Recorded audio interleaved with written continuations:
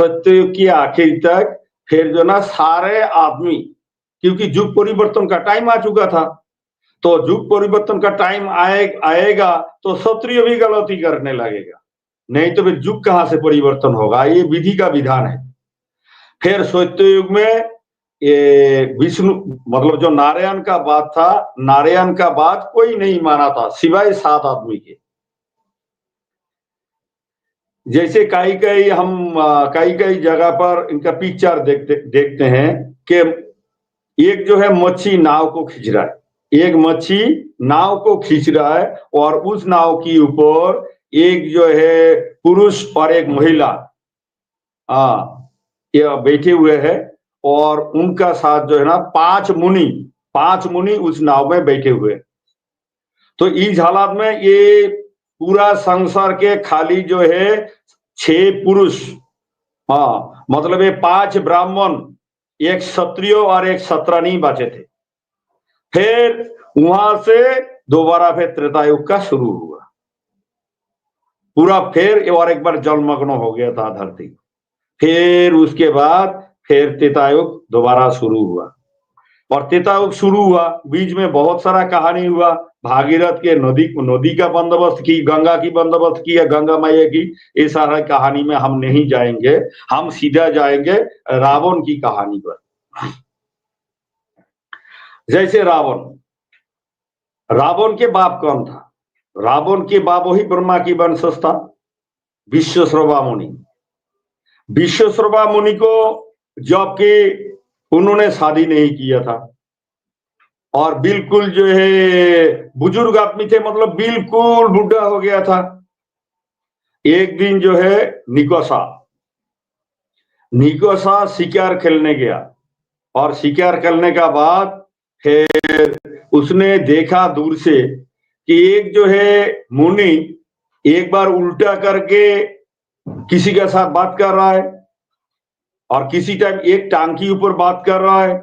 मतलब ये प्राणायाम और ये जो मुद्रा, विश्वश्रवा मुनि को एकदम बिल्कुल पूरा ज्ञान था, और उसी रास्ते पे ही जो है ये ब्रह्मा विष्णु और महेश्वर की साधना किया था विश्वश्रवा मुनि। जबकि अमर वरदान नहीं था, कुछ उनका मांगना कुछ नहीं था, उनको तो बस उनको प्राप्ति करना था, कुछ पाने के लिए साधना नहीं किया, जस्ट प्राप्ति करना था विश्वश्रवा मुनि को। तो आपको मालूम होगा कि बहुत सारे ऐसे प्राणायाम है, मुद्रा है, उस आसन में, उस प्राणायाम में आप अगर किसी किसी का ध्यान करोगे तो आपका जो है साधना जल्दी कामयाब होगा।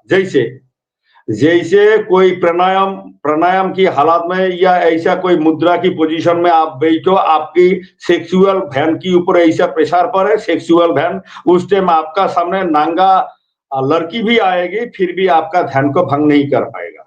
आपका मतलब ये आपका जो मतलब सोच विचार में कोई परिवर्तन मतलब बदलाव नहीं होगा। तो ऐसा भी बिल्कुल कोई मतलब उसको जो माइंड है उसको डाइवर्ट नहीं कर पाएगा कोई भी। वो इतने हम अध्यात्म में चले जाते हैं उन योगासन के जरिए, वो योगासन की बात कर रहे हैं दादा जी। क्योंकि मैं सर देखिए, मैं तो हिंदी भाषी नहीं हूँ, बहुत सारा बात तो अपना भाषा में या बांग्ला में बोल सकता हूँ, लेकिन बहुत सारे ऐसा वर्ड है हिंदी में। आप बताइए प्रॉपर तरीके से बता रहे हैं आप। जी आगे चलिए। बहुत सारे वर्ड हिंदी में मुझे मालूम नहीं है, मतलब ऐसा खास ऐसा कुछ वर्ड है मालूम नहीं है, तो अब जाके थोड़ा बोलने में परेशानी होता है। तो विश्वश्रवा मुनि को मुद्रा और प्राणायाम की द्वारा जो साधना करते हैं उस साधना में काफी ज्ञान था।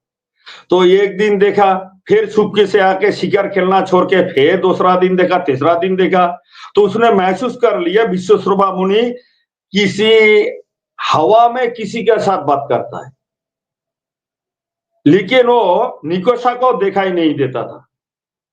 तो कभी कभी बोलता था ब्रह्मा जी, तो उनको पता लग जाता था कि ब्रह्मा जी के साथ बात कर रहा है, क्योंकि वो छुप के देखता था ना।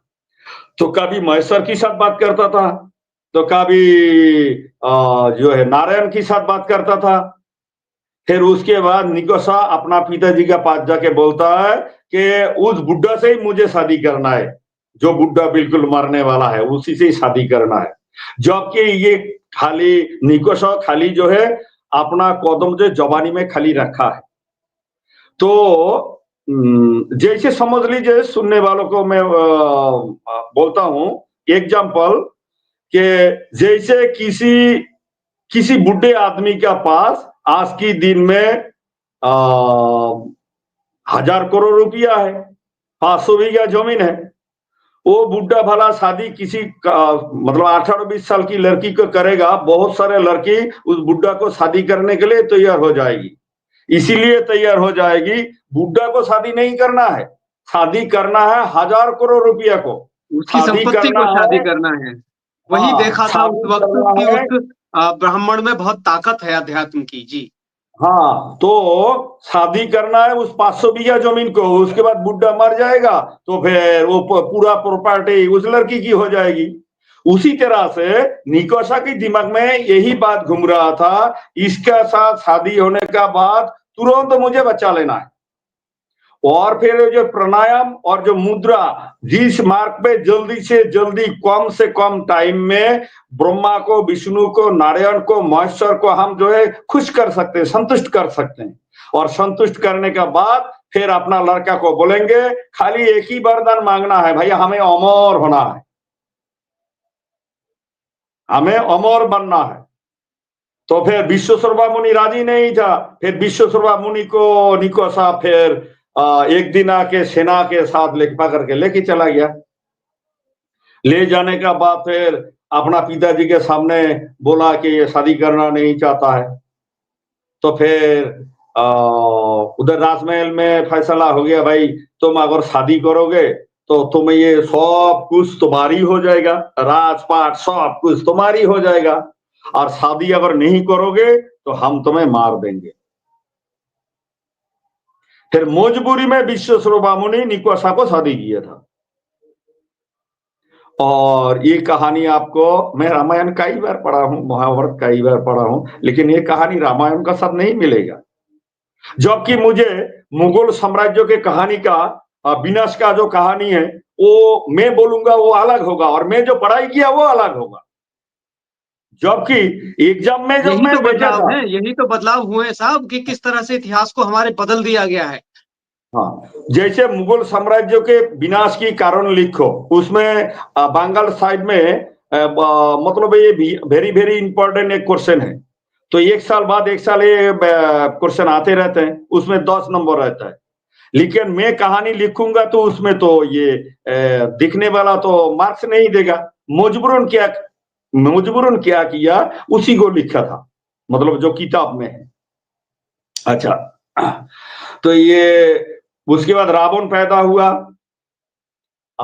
शादी हो गई, रावण पैदा हुआ, कुंभकर्ण पैदा हुआ, विभीषण पैदा हुआ, शूर्पणखा पैदा हुआ। और जो है तीनों को ये मुद्रा और प्राणायाम सिखाया। किस देवता को, मतलब विष्णु को किस मुद्रा में उनका ध्यान करना है, ब्रह्मा जी को किस प्राणायाम में ध्यान करना है, महेश्वर को किस प्राणायाम में ध्यान करना है, शिव का ध्यान किस मुद्रा में करना है। और ऐसा करके वो ध्यान करते करते तीनों का दिमाग में उसका माँ ने ऐसे ही घोल दिया कि अमर वरदान के अलावा और कुछ लेना ही नहीं है। रावण भी मांगे थे, कुंभकर्ण मांगे थे, और विभीषण तो मांगा ही नहीं था कुछ, खाली विभीषण का दिमाग में घुसा दिया था। लेकिन विभीषण को अमर वरदान मिला, जबकि कुंभकर्ण बहुत बड़ा एक भयंकर आदमी था। कुंभकर्ण अगर अमर क्या, वो नॉर्मल भी वरदान उसके पास हो जाता फिर भी वो तो दुनिया को खा जाता, मतलब ऐसा आदमी था। फिर कुंभकर्ण के जुबान पे, कुंभकर्ण की जुबान पे सरस्वती मैया को भेज दिया था नारायण ने। क्यों भेज दिया था? कि जब अमर वरदान मांगेगा उस टाइम तुम जाके कंठ में बैठो, और वो बोलना चाहता है अमर वरदान, लेकिन तुम्हें कहना है मुझे सोते ही रहना है पूरा जिंदगी, जैसे मांगना है भाई पूरा जिंदगी मुझे अमर रहना है। और उस जगह पे इसने बोला पूरा जिंदगी मुझे सोते ही रहना है, बस सोने का वरदान दे दिया। फिर रावण ने बोला ये कौन सी वरदान हो गया, ये पूरा जिंदगी सोते रहेगा तो इसका मतलब है मरा हुआ आदमी है। फिर दोबारा जो है उसको जो है 6 महीना बाद एक दिन के लिए जागोगे, फिर जो है सो जाओगे और जिस दिन जगा हुआ रहोगे उस दिन तुमसे कोई जीत नहीं पाएगा। लेकिन याद रखना, अगर तुम्हें जबरदस्ती जगाया गया फिर तुम्हारी उसी दिन विनाश भी होगा। तो रावण को भी नहीं मिला, नर बानर छोड़ के कोई जो उसको मार नहीं सकता है ऐसा वरदान मिला। और वो तो राक्षस बन चुका था, रावण राक्षस बन चुका था, जबकि उसका पिताजी कौन थे? उसका पिताजी थे ब्राह्मण और उसका माँ थी शूद्र। इसलिए ब्राह्मण और शूद्रों के बीच में अगर कोई बच्चा पैदा होता है तो होता है राक्षस। चलिए इसका जिक्र दैत्य दानव राक्षस असुर कैसे कैसे हुआ इसका जिक्र नहीं करते हैं। ये बहुत बुरा लगा बहुत सारे लोगों को। फिर आगे हम चलते हैं कि अब जब ये चीजें आ गई यहाँ कि रावण का जन्म हो गया, अब आगे जो भगवान राम को आना है, भगवान राम किस तरह से कूच विहार से उनका संबंध रहा वहां, अब आप उसकी ओर चलिए थोड़ा सा। हाँ सुनिए सर। फिर जो है रावण का जो वरदान था ये नौर और बानर छोड़ के उसको जो है कोई नहीं मार सकता। लेकिन विधाता फिर जो है नौर की हैसियत से ही जन्म लिया। अभी रहा रामायण की कहानी, मतलब ये राम की कहानी। राम पैदा होने का बाद जब उनको शिक्षा लेने की टाइम आया, वो कहाँ गया था शिक्षा लेने? वो कहाँ गया था शिक्षा लेने? रामचंद्र जी कहाँ शिक्षा लिया था और बाकी तीनों भाई कहाँ शिक्षा लिया था? बताइए, आप बताइए। हाँ, ये चारों भाई मिलके वशिष्ठ मुनि के आश्रम में शिक्षा लिया था। और वशिष्ठ मुनि कहाँ पड़ता है? और वशिष्ठ मुनि का आश्रम कहाँ पड़ता है? कामाख्या माता की मंदिर से मैं गया था। कामाख्या माता की मंदिर से कोई खास दूर नहीं है, थोड़ा सा ही दूर है, कोई 27-28 किलोमीटर की रास्ता है और बीच में आपको गोवा जू भी मिलेगा। हाँ, मुझे बताया जब मैं गया वहाँ कामाख्या माँ के मंदिर पे, मैं जा नहीं पाया, मुझे बताया वहाँ कि कामाख्या माँ के मंदिर पे जाना है। तो वहाँ विश्वामित्र मतलब वहाँ उनको जो चारों भाइयों ने शिक्षा ली वहाँ वशिष्ठ मुनि के आश्रम। तो उसी तरह से तो और एक बात भी बता देते, फिर जब चर्चा में आएगा जैसे रामचंद्र भी शस्त्र विद्या मतलब दिव्यास्त्रों का शिक्षा लेने के लिए हमारे राज्य में आया था, हमारी राज्य में ही आया था। उसके बाद आप दापोरुग में भी देख लेना, कुरुक्षेत्र लड़ाई होने से पहले किशन भगवान ने अर्जुन को बोला भाई तुम्हें तो ये नॉर्मल शस्त्रों से जीत नहीं पाओगे, तुम्हें दिव्यास्त्र हासिल करना पड़ेगा। तो दिव्यास्त्र हासिल करने के लिए तुम चंडी मैया की साधना करो। फिर ये दिव्यास्त्रों के लिए कहाँ आया था? तो उसने पूछा था कहाँ जाना सही रहेगा? बोले एक हो गया प्राग ज्योतिषपुर और एक हो गया मणिपुर। तो दोनों में कौन सा अच्छा रहेगा? दोनों में से प्राग ज्योतिषपुर अच्छा रहेगा।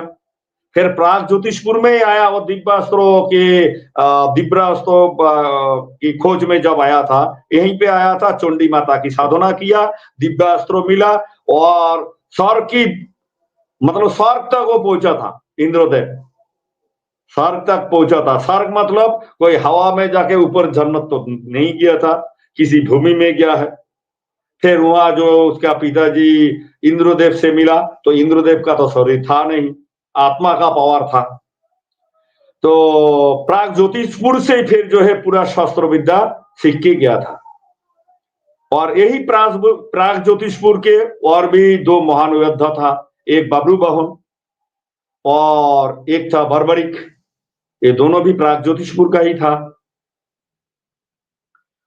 छोड़िए सर, अभी उधर जाते। फिर रामचंद्र जी वशिष्ठ मुनि के आश्रम में दिव्यास्त्र का शिक्षा लिया। फिर रामचंद्र जी अयोध्या चले गए। फिर जो है वहां से जो है भारधनु भंग, जहां भारधनुष को तोड़ा गया था वहां पे लेके गया। फिर वहां पे सामना हुआ परशुराम की। तो मैं अभी थोड़ी देर पहले बोला हिरोनाको की पीरियड में वराह अवतार हिरोनाको को विनाश किया। उसके बाद उनका साथ प्रेम हो गया धरित्री की। फिर धरित्री की पेट में वराह अवतार के मतलब विष्णु जी के बच्चा थे और पैदा हो नहीं पाया, बार बार शंख स्पर्श कराते थे। और उसी टाइम उसका कान निकलने के लिए मुनि ऋषि ये धरती में पैदा ना हो, और दूसरा उनकी समाज में एक पावरफुल आदमी आ जाए, ऐसा पावरफुल आदमी आ जाए ताकि वो लोहे बनकर लोहे को काट सके, लोहा बनकर लोहे को काट सके। ब्राह्मणों का साथ उनका किसी ना किसी एक साइड का रिश्ता होना चाहिए। ऐसा ही यज्ञ उन लोगों ने किया था और उसके बाद परशुराम का जन्म हुआ था। तो परशुराम का कहानी लेके इधर भी कई सारी बात हुआ है कुछ भी ईयर में। तो आपने भी पूछा था इस बात की इंटरव्यू दे दीजिए, लेकिन महाराजा साहब भी बोला कि नहीं इसका इंटरव्यू देना संभव नहीं, और हमने भी बोला था इसका इंटरव्यू देने का माहौल ही नहीं बना है। जबकि 140 करोड़ लोगों में से बहुत सारे मुस्लिम लोगों को भी हिंदू पुराण वेद का जानकारी है। किसी को भी आप पूछो तो सीधा बोलेगा कि परशुराम का पिताजी कौन था, सीधा यही बोलेगा जमदग्नि मुनि। लेकिन हम आपको बता रहे हैं सर कि जमदग्नि मुनि परशुराम के पिता नहीं थे। लेकिन इस कहानी की जिक्र जिस दिन ये वराह अवतार का वंशज का कहानी आएगा उसी टाइम दोनों पैरेलल हम चलाएंगे, परशुराम का कहानी और जो है वराह अवतार का कहानी, और वराह अवतार का कहानी और परशुराम की कहानी पैरेलल चलाएंगे। और उस दिन देश के सबको मतलब चाहे वो ब्राह्मण हो, शूद्र हो, क्षत्रिय हो, सबको पता लगेगा कि परशुराम का पिताजी कौन थे, वो ब्राह्मण थे या फिर क्षत्रिय थे। मां तो ब्राह्मणी थी लेकिन बीज किसका था, इस बारे में उसी दिन चर्चा होगा जिस दिन वराह अवतार से ये दोस्तों ये बहुत बड़ी बात है। ये जो अभी नेताइदा कह रहे हैं कि अभी देखिए बहुत सारी चर्चाएं हमारे यहाँ चलती हैं, परशुराम को कई तरह से बताया जाता है, कोई कहता है ब्राह्मण थे, कोई कहता है क्षत्रिय थे, लेकिन हकीकत वास्तव में लोगों को पता नहीं है। और इसको हम बहुत जल्दी आपके सामने लेके आएंगे। जब हमारा ये एपिसोड होगा उसमें हम बताएंगे कि वाकई कौन थे। निताइदा ने यहाँ बता दिया है कि जो परशुराम थे उनके पिताजी जो थे वो क्षत्रिय थे, माता ब्राह्मणी थी, लेकिन कैसे थे, क्या इतिहास है उसका, वो तब बताएंगे। आगे चलिए। उसमें भी एक बहुत बड़ा इतिहास है। तो हमें जो सुन रहे हैं उन लोगों को मैं बता देता हूँ, राजेश राणा साहब 1 महीना से परशुराम के और वराह अवतार के कहानी को बोलना मतलब ये उनका वीडियो बनाना चाह रहे थे, लेकिन हमने भी मना किया, महाराजा साहब ने मना किया, ताकि पहले ये सारी कहानी मालूम होने का बाद जब बोलेंगे तो अब जाके कुछ लोगों को अंदाजा होगा। फटक से अगर एक कहानी बोलेंगे तो दुनिया भर के लोग हमें इतना गाली देंगे जिसका कोई हिसाब किताब नहीं। कभी कभी सच्चाई भी इतना कड़वा लगता है कि दुनिया उसको उस सच्चाई को मेडिसिन भी होगा फिर भी नहीं खाएगा। हाँ, मुझे निताइदा ने ये बता दिया है, ऑफ कैमरा बताया है उन्होंने कि क्या सच्चाई है, और वो ऑफ कैमरा हम डिस्कस कर चुके हैं उसको कि क्या सच्चाई है। लेकिन आप सबके सामने उसको लाएंगे सच्चाई को जो वास्तविकता है। अब लोग क्या बता रहे हैं और लोग क्या सुन रहे हैं वो उस दिन पर्दाफाश हो जाएगा, आपको पता चलेगा कि वास्तविकता क्या है। जी अब आगे चलते हैं हम निताइदा यहां से। अच्छा, तो जो फिर रामचंद्र जी यही मतलब कुचबिहार बोलिए, फिर उस टाइम जनकपुर बोलिए, या मिथिला राज्य बोलिए, तो यहाँ से जो है दिव्यास्त्रों का शिक्षा लिया, दिव्यास्त्रों लाभ किया, उसका फिर वह मतलब हरधनु तोड़ने के बाद सीता को शादी करने की तैयारी में, मतलब ये बिल्कुल हरधनुष को तोड़ दिया था। उस टाइम पे परशुराम आए थे। लेकिन बहुत सारा शास्त्रों में बहुत कुछ देखा रहा है। वास्तव में परशुराम का साथ राम का लड़ाई हुआ था, लेकिन कई कई सीरियल में ऐसा देखा रहा है कि राम का साथ परशुराम का कोई लड़ाई नहीं हुआ, रामचंद्र जी ने परशुराम का पैर को स्पर्श किया था, ऐसा देखा रहा है। लेकिन जबकि बिल्कुल एक गलत है। परशुराम का साथ राम के लड़ाई हुआ था, लेकिन वो हरधनु भंगोज वाला जो उसमें जो पूजा पाठ था, उसमें जनक के राजमहल में जो अधिकारी था, मतलब ये पूजा करने वाला जिसको अधिकार दिया गया, तो विश्वामित्र मुनि था। परशुराम के साथ राम के जब लड़ाई हुआ था, उस टाइम परशुराम भाग चुका था, लेकिन रामचंद्र जी ने शब्दवेदी बाण को फिर जो है धनुष में जोड़ दिया, मंत्र भी भर लिया। लेकिन विश्वामित्र जी ने बोला नहीं, अभी वो भाग चुका है, तो पीछे से वार करना क्षत्रियों का धर्म नहीं है। तो बोला, गुरुजी अभी तो हम तो धनुष में जोड़ दिया। तो बोला कि धनुष में जब जोड़ दिया तो आप एक काम कीजिए, आपका ये शब्दवेदी बाण समुद्र में छोड़ दीजिए। उससे पहले समुद्र जो है ना, समुद्र की किनारा को निगल जाता था।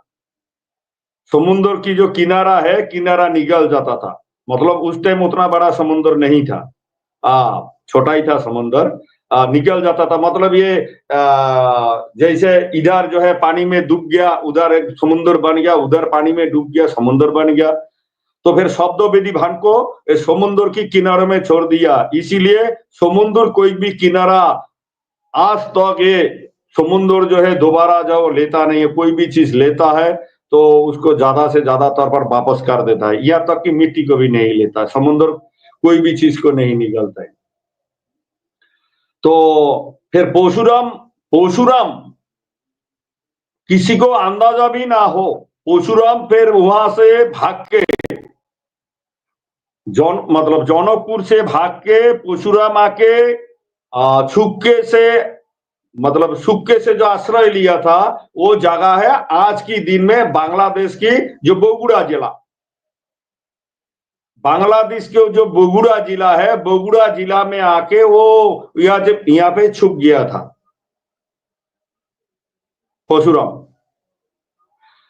लेकिन बहुत सारे यूट्यूबर बाद में जो रामायण क्या मतलब सीरियल बनाया, बहुत सारे ये चैनल में ऐसा दिखाई दे रहा है कि राम और जो है परशुराम का साथ कोई विवाद नहीं हुआ था, उल्टा परशुराम ने राम को शस्त्र दिया था, राम ने उनका जो पैर छू लिया था। तो ये गलत दिखाने का मतलब ये हुआ कि कोई राइटर डायरेक्टर जो भी कोई है, जो किताब लिखा था या फिर जो गाइडलाइन दिया था, अभी जैसे कोई सीरियल बना रहा है तो शास्त्रों की कहानी है तो भाई किसी ब्राह्मणों की गाइडलाइन ले लो। फिर ब्राह्मणों ने क्या किया, उल्टा उसको दिखवा दिया। जबकि परशुराम जो है भाग के जो है बांग्लादेश की बोगुड़ा, आज की दिन में जो बोगुड़ा जिला है वहां पे आके छुप गया था। सुनिए सर, सत्य का एक बात छूट गया, जो बोलना बहुत जरूरी था, वो बात मैं बता देता हूँ। फिर एक बार हम सत्यजुग की नौरसिंहों का कहानी बता देते हैं। नौरसिंहों का जो टाइटल है वो खाली टाइटल को ही बताएंगे। वो बात छूट गया था, अभी याद आया। जैसे राय है, बर्मन है, जैसे आप देखोगे कंबोडिया का जो विष्णु मंदिर और शिव मंदिर, इस धरती के अंदर सबसे बड़ा शिव मंदिर और विष्णु मंदिर, चारों तरफ से नदी जैसा उसको जो है कैनल बना के सेफ्टी करके रखा था। तो उसमें भी जो है बर्मन शासक हुआ करता था। आप पूरी धाम के जगन्नाथ मंदिर देख लीजिए, सोमनाथ मंदिर देख लीजिए, उसके बाद पशुपतिनाथ मंदिर देख लीजिए। लेकिन ये जो नौरसिंह से सिंह टाइटल आया है, नौरसिंह का जो वंशज आया है उन्हीं से ही जो है सिंह टाइटल आया है। बहुत सारे लोग सिंह लिख रहे, वास्तव में सिंह नहीं है, सिंह है, मतलब जो लायन है। नौरसिंह, नौर भी है और लायन भी है, नौर भी है और लायन भी है, नरसिंह। लेकिन बहुत सारा आदमी को ये टाइटल लिखने में शर्म लगता है, तो इंग्लिश में आप लिखोगे तो सीना आ जाता है। उसी को आजकल हिंदी में, बंगाली में या हमारी भाषा में आदमी वो सीना भी लिखना, जब हमारी भाषा में लिख रहा है तो उसको सिंहो लिखना चाहिए, लेकिन आदमी को शर्म लगता है, अरे वो पशु का साथ शर्म लगता है, तो क्या करते हैं, सिंहो लिख दिया है, मतलब सीना लिखते हैं, सिन्हा। वास्तव में सीना कोई टाइटल नहीं है, टाइटल है सिंह, मतलब लायन, सिंह। आपका साइड में, गुजरात साइड में पता नहीं सिंहो बोलते हैं क्या, और कुछ बोलता होगा सर, मुझे नहीं मालूम नहीं। सिंह ही बोलते हैं, वही बोलते हैं, हाँ वही बोलते हैं। हाँ। हाँ, वही तो लगाते हैं। वास्तव में टाइटल सिंह नहीं है, ना कि सीना है, वास्तव में टाइटल सिंह है, सिंह। हाँ, तो वो ये लिखना शुरू नौरोसिंहों कर का। दिया। एक्चुअली वो सिंह ही लिखा जाता है, लेकिन कुछ लोगों ने सिंह सिंह ही लिखना शुरू कर दिया, सिंह लिख देते हैं उसको, लेकिन वो सिंह हाँ, ही है। जो हम बोलते हैं ना, वो संस्कृत भाषा का जो शब्द है असली, वो सिंह ही है। तो वही है टाइटल। लेकिन उसके जैसे आपने सिन्हा कह दिया, सिंह कह दिया, तो वो बदलते, अपनी भाषा के अकॉर्डिंग लोगों के रूप बदलते हुए चले गए हैं, और अपनी बोलचाल के अकॉर्डिंग, क्योंकि हमारे यहाँ एक भाषा को कई तरह से बोला जाता है, इस वजह से वो टाइटल बदले गए। जी, अब आगे चलिए यहाँ से। अच्छा, तो ना खाली बस सत्ययुग का नौरसिंहों का कहानी यही बोलना था। जैसे महिषासुर एक जनरेशन में खत्म हो चुका था, हिरण्याक्ष एक जनरेशन में खत्म हो चुका था, हिरण्यकशिपु एक जनरेशन में खत्म हो चुका था। फिर आ गया हम रामचंद्र की यहाँ, फिर परशुराम भाग गया। आज की दिन में बांग्लादेश की जो बगुड़ा जिला है वहां पे भाग के आ चुका था, और समुद्र में फिर उस बाण को समुद्र की किनारे में छोड़ दिया, समुद्र को, ताकि सेफ हो जाए। रामचंद्र जी ने छोड़ा था उस बाण को। उसके बाद फिर जो है उनको वनवास मिला, सबको मालूम है। फिर रावण ने सीता को उठाकर ले गया, सबको मालूम है। रावण के साथ राम का लड़ाई हुआ, वो भी सबको मालूम है। मैं आपको पूछता हूं सर, रामचंद्र जी जब बानर सुग्रीव की सेना के साथ, मतलब सुग्रीव का बानर सेना का साथ समझौता करके लड़ाई किया, उस टाइम ये बानर सेना रामचंद्र जी से महीने में कितना तनख्वाह लेता था? ये कितना लेता था? कोई कोई तनख्वाह नहीं होगी, मुझे तो नहीं लग रहा। कोई तनख्वाह लेता था? नहीं लेता था। तो ये बांदर लोग जो भी आया ना, ये लोग भी उसी कर्म करने के लिए आया था, इसीलिए कोई तनख्वाह नहीं लेता था। उनका साथ जस्ट एक ये कहानी बनाया, लेकिन वास्तव में तो ये हनुमान कौन था? वो भी तो देवता ही था। सुग्रीव कौन था? देवता ही था। तो छोड़िए सर। तो रावण का भी वही हादसा हुआ, इंद्रजीत राजा नहीं बना, रावण का भी एक जनरेशन में ही विनाश हुआ उसी तरह से। आप अगर दापो युग में आप देखे, दापो युग में आप देख लीजिए। अब हाँ, अब ये वो सतयुग यहाँ आके फिर खत्म हो गया। सतयुग को खत्म कराइए, फिर द्वापर में जाइए आप। ना ना, सत्ययुग खत्म हो गया, त्रेता, रावण खत्म हो गया, बस समझ लीजिए। ओ अच्छा, त्रेता की एक कहानी हाँ, मतलब त्रेता भूल गया त्रेता है। खत्म हो गया। सतयुग तो पहले ही खत्म हो गया, त्रेता खत्म हो गया, सॉरी। और त्रेता को खत्म करते हुए आप बताइए, फिर द्वापर में एंटर कीजिए। हाँ बता देते हैं, मतलब खत्म करते करते बता देते हैं। जैसे जब लौब और कुश, लौब और कुश, लौब और कुश था रामचंद्र जी की दो बेटे, लेकिन दो बेटे नहीं थे। वो सबको मालूम है कि वो कुश से या काश से बना है। मैं जो 3 दिन पहले जिक्र किया था वो घास की बाड़ी में, ये कुश या काश जिस नाम से आया है। वास्तव में सर, थूक अगर हम ऊपर की तरफ फेंकेंगे ना, तो थूक कहाँ गिरते हैं? अपना मुंह की ऊपर ही गिरते हैं। थूक कहाँ गिरते हैं? अपना मुंह की ऊपर गिरते हैं।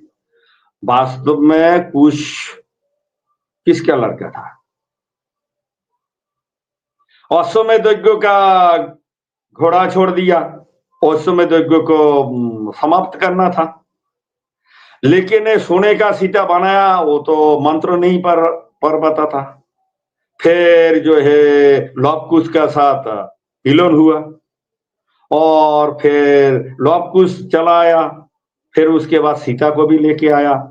अश्वमेध यज्ञ के टाइम जो है उसका फिर जो है अग्नि परीक्षा लेने वाले थे, लेकिन सीता पूरे जिंदगी साफ सुथरा था, लेकिन लास्ट में साफ सुथरा रह ही नहीं पाया। उसको वाल्मीकि बार बार यही समझाने का प्रयास किया, रामचंद्र जी ने तो तुम्हें त्याग दिया है, तुम अभी उनका हो ही नहीं हो अभी। कुश जो है वाल्मीकि का ही बेटा था।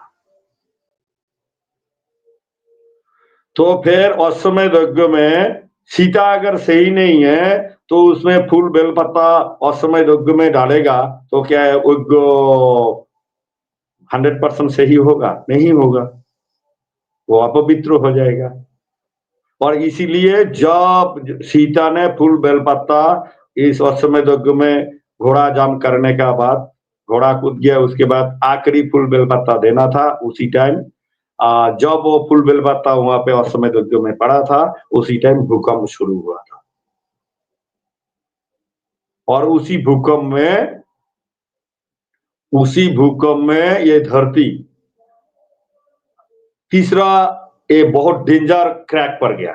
तीसरा मतलब छोटा मोटा बहुत क्रैक पड़ चुका था, और सीधा भी उस क्रैक के अंदर मतलब जब फट चुका था उसमें घुस गया, गिर गया। और जो है जैसे आज के दिन में कई जो जियोग्राफी का जो कोई प्रोग्राम बनाते हैं कि साउथ अफ्रीका का साथ और इंडिया को जोड़ दिया जाए, धीरे धीरे जोड़ दिया जाए तो इंडिया का साथ साउथ अफ्रीका का मैच हो जाता है, बिल्कुल मैच हो जाता है। तो उसी तरह से इतना भूकंप हुआ कि अभी तक ऐसा भूकंप नहीं हुआ है। उस टाइम जो भूकंप हुआ था उसके ऊपर हमारे इधर एक गाना भी है, कि गाना तो मुझे अभी याद नहीं है, लेकिन उस भूकंप के ऊपर और अश्वमेध यज्ञ को लेकर एक गाना है कि যজ্ঞের त्रुटि হইলে মানে প্রলয়ও ঘটিবে, যজ্ঞের त्रुटि হলে প্রলয়ও ঘটিবে। प्रलय मतलब विनाश, तो यज्ञ का त्रुटि होने से बहुत बड़ा प्रलय होगा। तो ये इसके लिए एक 4 मिनट का एक गाना है, और गाना के बहुत बड़ा है, लेकिन उसका भूकंप के ऊपर जस्ट ये अश्वमेध यज्ञ का ऊपर बेस करके एक 4 मिनट का गाना है। मैं गाना को गा नहीं पाऊंगा, और यहाँ पे अगर यह आएगा भी फिर भी नहीं गाऊंगा, बस लाइन को मैं बता दिया कि यज्ञ त्रुटि होने से बहुत महाविनाश घटेगा। अच्छा, तो अभी अश्वमेध यज्ञ होने का बाद, अभी अश्वमेध यज्ञ से पहले जो कहानी हुआ था, वो जो जब लड़ाई हो रहा था, रामचंद्र जी का घोड़ा आगे आगे भाग रहा तो पीछे पीछे सोल्जर भाग रहा था। तो घोड़े के गले में क्या लिखा हुआ था? जो भी कोई आदमी इस घोड़ा को पकड़ेगा उसके साथ राम और राम की सेना के साथ लड़ाई होगा, और जो नहीं पकड़ेगा वो जो है जारक संतान है, मतलब आपका साइड में वो अधीन मान लिया जाएगा, मतलब उसके अधीन हो जाएगा, शासन के अधीन हो जाएगा। ना ऐसा नहीं है, जो नहीं पकड़ेगा उसमें भी एक गाली था। जो नहीं पकड़ेगा मतलब वो अधीन मान लिया जाएगा उस शासन के। नहीं सर, ऐसा नहीं था लिखा हुआ, उसमें गाली लिखा हुआ था, और वो तो रामायण में लिखा हुआ है। जो नहीं पकड़ेगा तो रामचंद्र जी का शासन को मान लिया जाएगा। और गाली इसलिए दिया था कि भाई कोई भी क्षत्रिय घोड़ा को देखने के बाद बिना पकड़ के रह ना पाए, इसीलिए गाली दिया था। वो हमारी भाषा में बोलता है जो घोड़ा को नहीं पकड़ेगा वो मतलब जिसका बाप की कोई ठिकाना नहीं। हिंदी में क्या बोलता है अभी याद नहीं आ रहा है मेरा, क्या बोलता है, कौन सा संतान? चलिए वही बात आ रही है। हाँ, आगे बढ़िए फिर आप। हाँ, वही आ रहा है। सही है। जैसे कोई आपका साइड में झाड़ी के औलाद बोलते हैं, जो भी कोई, तो ऐसा है कि भाई जो घोड़ा नहीं पकड़ेगा वो झाड़ी का औलाद है। फिर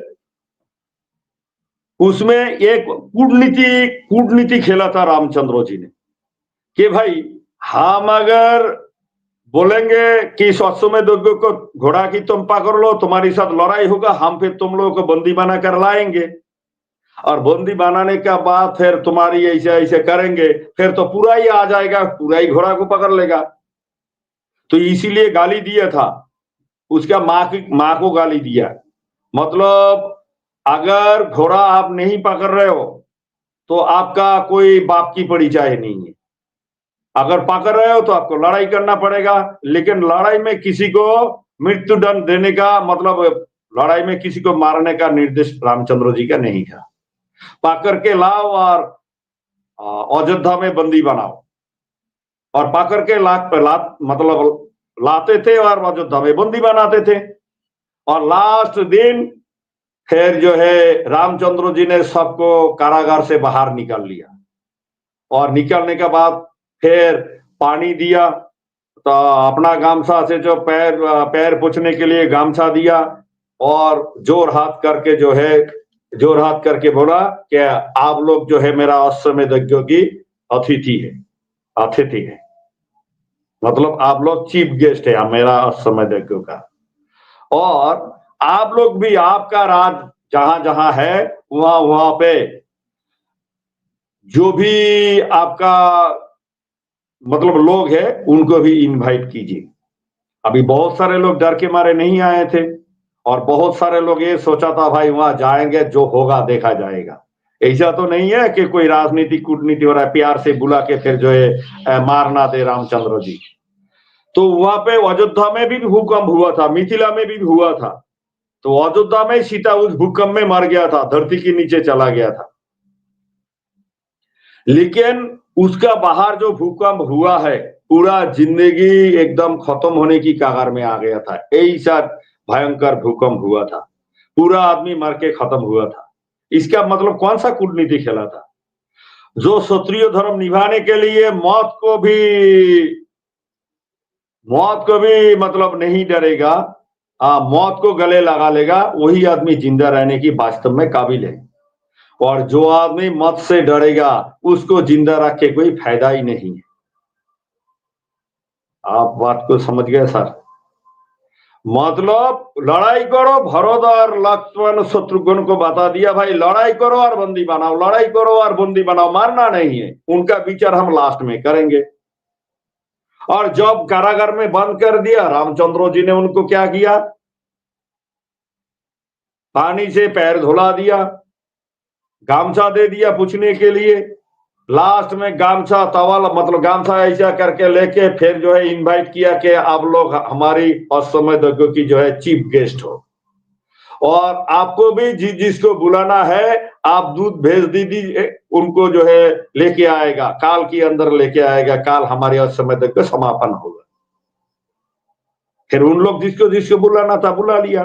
कोई बहुत सारे लोग डर के मारे नहीं आए थे, वो सारे मर चुके थे, उस भूकंप में सारे मर चुके थे। और जो बोला भाई हमारी माता को गाली दिया, रामचंद्र जी खाली वही जो है बाप का औलाद है और हम बाप की औलाद नहीं है, चलो भाई घोड़ा पकड़ो, मां को गाली दिया। इसका मतलब मां क्या है? जो पैदा किया वो भी एक मां है, जो धरती है वो भी एक मां है, और जो हम सांस लेते हैं वो भी एक मां है क्या नहीं? जो अपना माँ की कदर नहीं है, जो अपना माँ के ऊपर भक्ति नहीं है, वो भला मातृभूमि के ऊपर कौन सा भक्ति रहेगा? ये प्रकृति माँ के ऊपर कौन सा भक्ति रहेगा? चंडी मैया के ऊपर कौन सा भक्ति रहेगा? इसीलिए वो जीने का लायक भी नहीं है। इसीलिए भूकंप ने खत्म कर दिया, उन सबको खत्म कर दिया।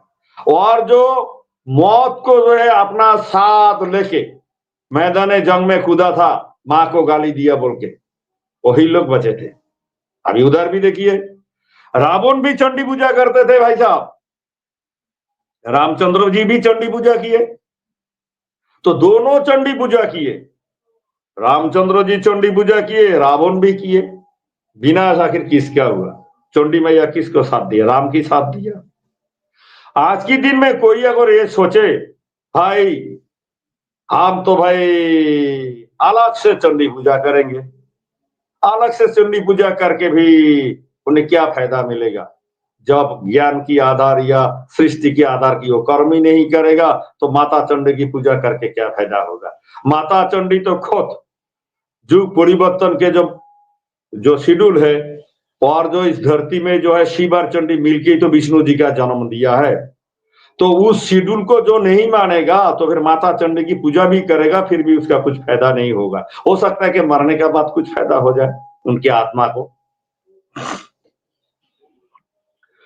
तो उसी तरह से ये त्रेता युग का खत्म नहीं हुआ। फिर अश्वमेध यज्ञ में सीता मर चुका है, फिर 4 भाई जीवित था और अयोध्या की सेना जो थे वो लोग भी जीवित था। फिर जो क्या किया, ये जो रामचंद्र जी 4 भाई थे, अभी दुर्वासा मुनि मिलने के लिए आया और रामचंद्र जी के साथ सीक्रेट बात करेंगे, लेकिन वचन देना पड़ेगा बात खत्म होने से पहले कोई अगर अंदर घुसेगा तो उसे जो है मृत्यु दंड देना पड़ेगा। तो दुर्वासा मुनि के साथ ये लक्ष्मण का ये सबको सेटिंग हो गया। उसके बाद ये लोग जब घुस गए, पीछे से और कई ब्राह्मण लोग आए थे मिलने के लिए, तो वो लोग भी बोल रहा था भाई तुम अगर मिलने नहीं दोगे तो हम तुम्हें श्राप देंगे। तो लक्ष्मण करे तो फिर क्या करे, वो अंदर जो गया है उसने रामचंद्र जी से वचन लिया कि कोई घुसेगा तो उसको मृत्यु दंड मिलेगा, और बाहर आके बोल रहा है भाई घुसने नहीं दोगे तो हम तुम्हें श्राप देंगे।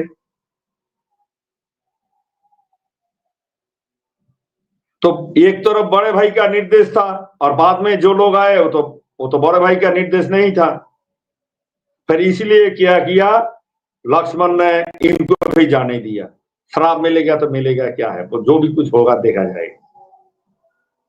और फिर लास्ट में लक्ष्मण ने वादा तोड़ा, जिसकी वजह से राम का भी वादा टूट चुका था। अभी लक्ष्मण को जो है मरना था, पानी में डुबकी लगा पे मरना था, और इसीलिए लक्ष्मण, सीता भी नहीं है, सीता भी धरती निगल चुका था, और जो है लक्ष्मण भी अभी पानी में डुबकी लगा के मरने वाला है। इसलिए रामचंद्र जी खुद जब फिर डुबकी लगा के मरने गया, फिर भरत और शत्रुघ्न इन लोगों ने भी डुबकी लगा लिया। उसके बाद उस अयोध्या में जितना भी क्षत्रिय थे सारे डुबकी लगा के सरयू नदी में सब जो है अपना शरीर को त्याग दिया। अभी त्यागने का टाइम आ चुका था इसीलिए त्याग दिया। जब मरने की नौबत आएगा, आप कितने भी समुद्र में जो है तैरने वाला हो तो आप घुटने भर पानी में भी आप मर जाओगे।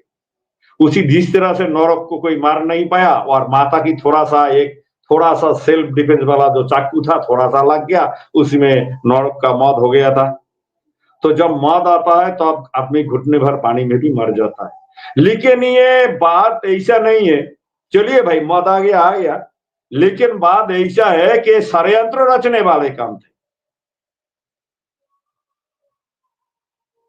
वो सारे मिले हुए थे, क्योंकि रामचंद्र वचनबद्ध आदमी था, वो लोग बाकी तीनों भाई भी वचनबद्ध आदमी था।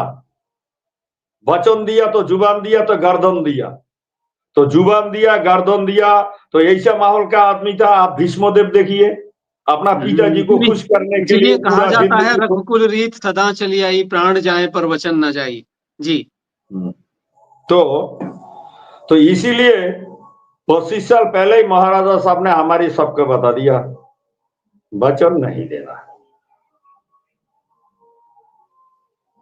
बोला हमारी कोई आदमी कहीं पर भी कोई वचन नहीं देगा, चाहे वो मुनि हो, ऋषि हो, लड़की हो, औरत हो, कोई रिश्तेदार हो, किसी को भी वचन नहीं देना।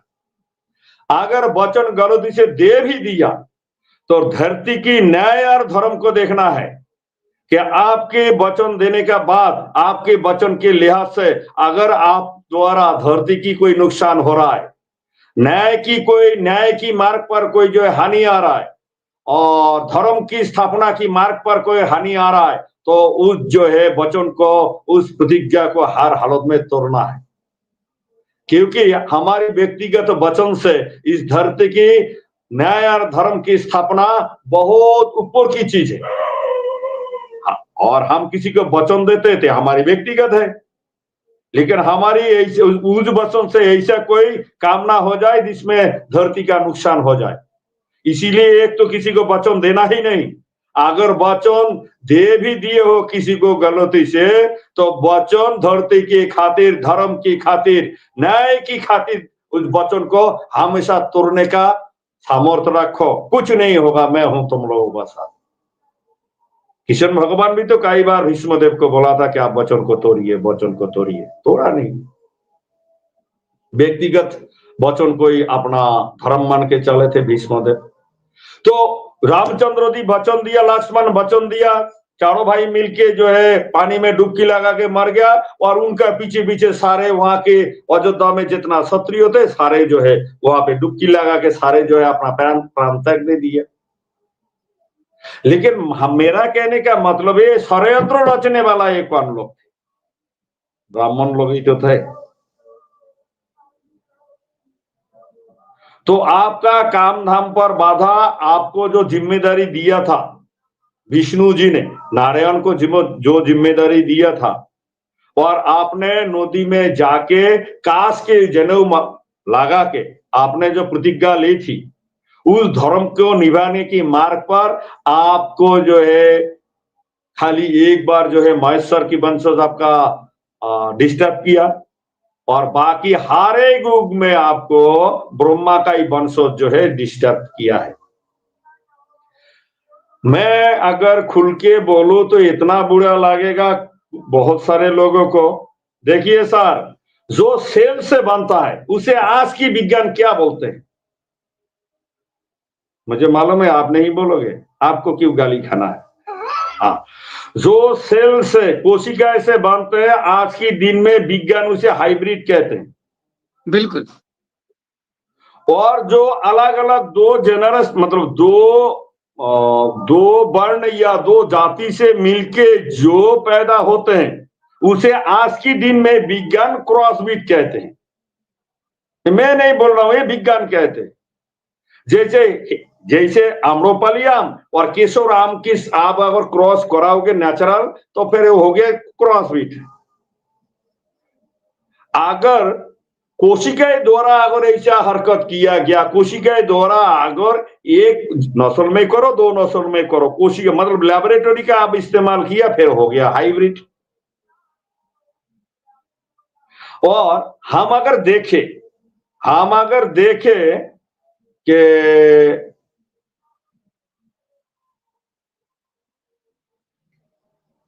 महेश्वर, हिरण्यक, हिरण्यकशिपु, रावण, इनका क्या हाल हुआ है? इनका पूरा सभ्यता भी विनाश की कगार पर आ चुका था। ये राक्षस कुल का कौन बचा था? वही खाली विभीषण बचा था। और उधर महिषासुर की पीरियड में वही दिया जलाने वाले कुछ बचे थे। हिरण्यक का तो कोई नहीं बचा था ना, हिरण्यक का कोई नहीं बचा था, ऐसा नहीं है, उसका भाई बचा था। फिर भाई दोबारा जो है फिर जो है सिंहासन में बैठने का प्रयास किया, फिर वो मर गया हिरण्यकशिपु। फिर कौन बचा था? प्रहलाद बचा था। उसका साथ देने वाले सबको मार दिया गया।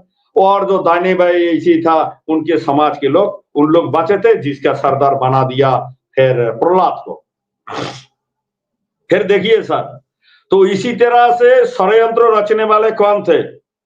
जिन लोगों को हम मुनि बोलते हैं, वही लोग षड्यंत्र रचा था। दुर्वासा मुनि, इस षड्यंत्र के अंदर ये मुनि भी था, जबकि उनको भी मालूम है कि कुर्सी में बैठना हमारी ना काम है, ना ये धर्म है। यह हमारी धर्म भी नहीं है, कर्म भी नहीं है। भोग विलास के ऊपर हमें बिल्कुल नजर लगाना बिल्कुल मना किया गया है। और प्रहलाद ने क्लियर हमें इसके ऊपर बेस करके, मतलब इसके ऊपर बेस करके हमें जनेऊ दिया था। उनको मालूम नहीं था, मालूम था, लेकिन फिर भी लालच। चलिए, फिर उस अश्वमेध यज्ञ के फिर जो है टूटा फूटा हालात में फिर जो भी कुछ लोग जो क्षत्रिय लोग वहां पे पानी में मर गए। फिर अंतिम और एक बार भूकंप हुआ था, उसमें और भी कुछ लोग मरे थे। आंधी तूफान में कुछ लोग मरे थे। फिर लास्ट में आ गया ये दुष्मंत राजा, और दुष्मंत राजा से फिर जो है दापुरुष का शुरू हुआ। दुष्मंत राजा से दापुरुष का शुरू हुआ। फिर दुष्मंत राजा का शकुंतला